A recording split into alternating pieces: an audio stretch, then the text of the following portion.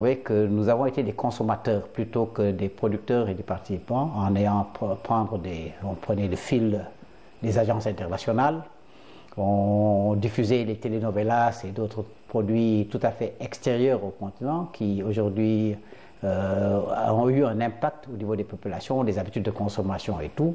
Donc de la même manière que les pays ont été dominés politiquement, ces dominations politiques avaient ces prolongements au niveau des médias. Donc tout cela effectivement explique que voilà, il a fallu à un moment opérer des changements, opérer des mutations avec l'arrivée de nouveaux acteurs, de nouvelles générations, de gens qui ont été formés, comme vous, comme nous tous, voilà, qui ne nourrissaient aucun complexe et qui en voulaient. L'autre facteur également, c'est le cadre juridique global, ce que j'appelle l'architecture normative.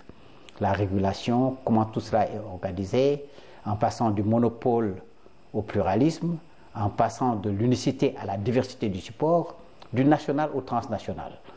Mais également, quand dans ce processus qui n'est pas encore abouti, il y a des situations qui sont très différentes d'un pays africain à l'autre. Oui. Voilà, où c'est vrai, la régulation dans certains pays est perçue comme étant de la censure. Dans d'autres, c'est vrai, comme dans un pays comme le Sénégal, c'est reconnu par la Constitution au-delà du droit d'expression. La liberté de presse en tant que telle est consacrée dans la Constitution, mais également avec des garde-fous. Un certain nombre donc de... Ensuite, je pense qu'aujourd'hui, donc, dans la situation actuelle, vous savez, il y a quelques années, en 1994, j'ai sorti un livre qui s'appelait Le paria du village planétaire, et le sous-titre, c'était L'Afrique à l'heure de la télévision mondiale, où l'Afrique était tout à fait absente. Aujourd'hui, il y a une profusion, pratiquement des centaines, pour ne pas dire des milliers de chaînes, entre guillemets, parce qu'il y a des chaînes qui se font dans une chambre, qui sont aujourd'hui sur le satellite ou sur tous les supports. Est-ce que nous avons rattrapé pour autant ce gap médiatique, selon vous? En termes de volume, tout ça, dans certains pays, cela a été fait. Mais jusqu'à présent, ça persiste. Je dis, nous ne sommes pas encore arrivés véritablement à prendre notre destin médiatique en main. C'est exactement. À dire qu'aujourd'hui, on ne peut pas, avec tout ce que l'Afrique a en termes de ressources, à tout point de vue, notamment le capital humain, y compris dans ce domaine médiatique, en être réduit à un stade où nous en sommes aujourd'hui. Donc je dis qu'il faut des initiatives fortes, porteuses, qui agrègent effectivement les compétences, qui unissent les Africains.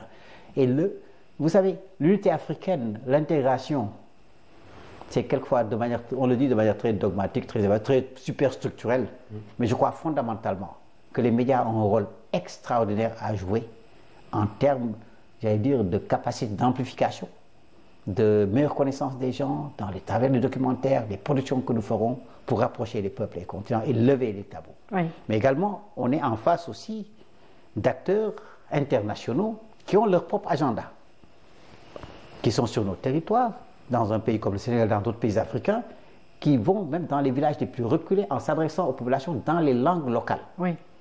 Alors nous, qu'est-ce que nous faisons? Est-ce que nous appliquons la réciprocité? Est-ce que nous avons une véritable stratégie pour dire aujourd'hui, je vous donne une fréquence dans mon pays, je prends une fréquence chez vous? Aujourd'hui, la DAB le permet, partout en Europe. Pourquoi Africa FM n'est pas dans la DAB en Europe? Ainsi de suite, ainsi de suite. Voilà un peu, je pense, un ensemble de problématiques qui aujourd'hui se posent. Il faut de la volonté politique. Il faut que les professionnels, effectivement, aussi s'affirment et s'organisent davantage. Mais il faut également que les populations qui ont été réduites à consommer certains produits, quelquefois ersatz de seconde zone, soient véritablement arc-boutées sur les productions locales.